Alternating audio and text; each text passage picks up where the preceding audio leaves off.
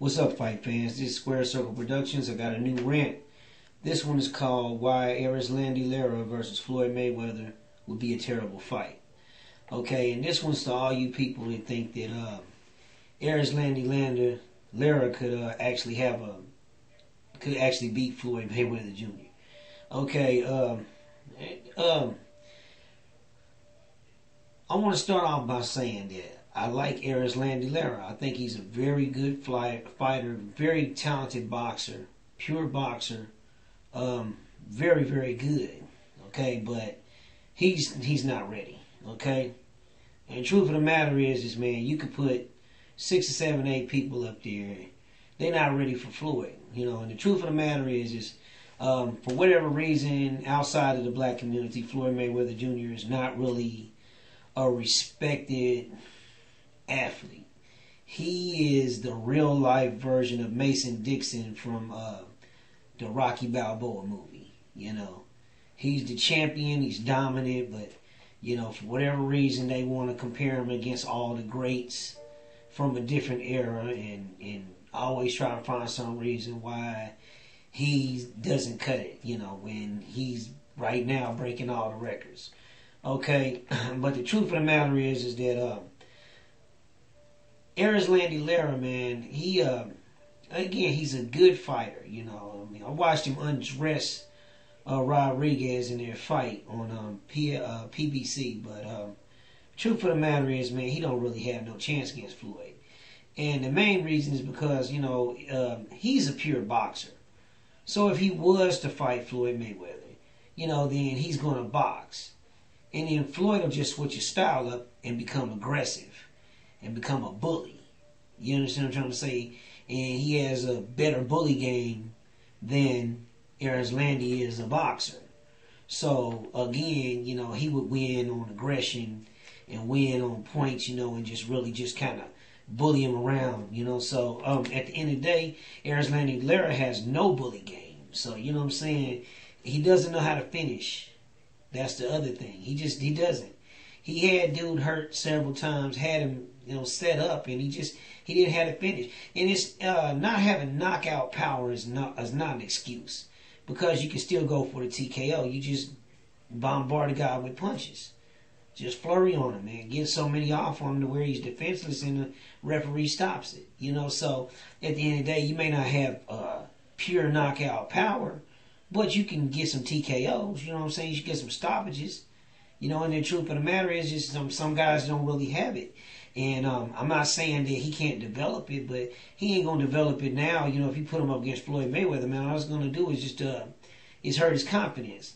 So, to be more realistic, man, I'd like to see him go up against like a Lamont Peterson, Amir Khan, or Adrian Broner. Guys that are slick fighters, who would force him to have to become more aggressive, and help him step up his bully game and learn how to finish. You know what I'm trying to say? But at the end of the day, man, it's a lot of good young talent in these middleweight divisions. And when I say middleweight, I mean from what they call super lightweight or junior welterweight all the way up to super middleweight.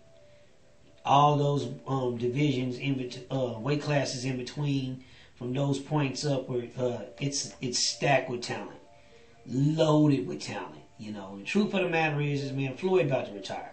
At the end of the day, he don't really have no reason to fight no more. His biggest nemesis, Manny Pacquiao, he disposed of him. You know what I'm saying? I mean, Pacquiao could probably come back, and he, even if with Pacquiao coming back, man, the level of competition is so thick and so deep out here, man. He'd be hard pressed to try to, run through guys. The only thing is he doesn't have to just fight everybody. He can let them kind of eliminate each other and then just, pick who he wants to fight out of that.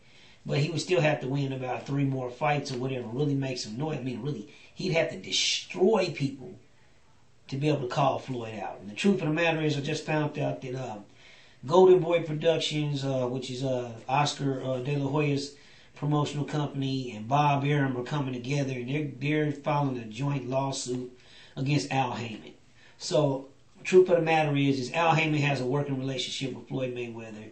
And you know the history between Mayweather and Arum. So there's a lot of bad blood there.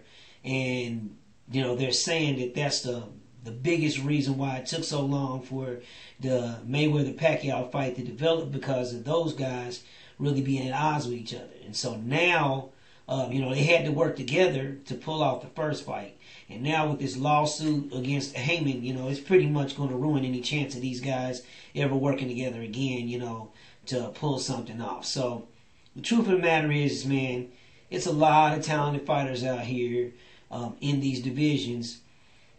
And it's a lot of interesting matchups. And there's nobody really out there that stands head and shoulders above the rest of the competition that you could say, oh, here's the king of the hill, you know. So the truth of the matter is we're going to be entertained for the next few years with a lot of good, close fights. I mean, maybe even some people saying, oh, he got robbed. Or, you know, you're going to see a lot of that happening. You know, and you're going to see the titles flip-flop a few times and things like that. It's going to take a while before somebody can really establish themselves to be the clear dominant champion. Okay, and in the meanwhile, that's good for the fans, you know what I'm saying? So we got a lot of good fights we're going to see. So the truth of the matter is man, you got to start looking towards the future. Manny Pacquiao, Floyd Mayweather, those guys are from a different era. We're crossing into a new era. You know, so we say goodbye to these guys and their wonderful careers and their great careers they had. Let's start saying hi to some of these new guys, you know. So get familiar with your Timothy Bradleys, get familiar with your Lamont Petersons, get familiar with your Amir Khans and your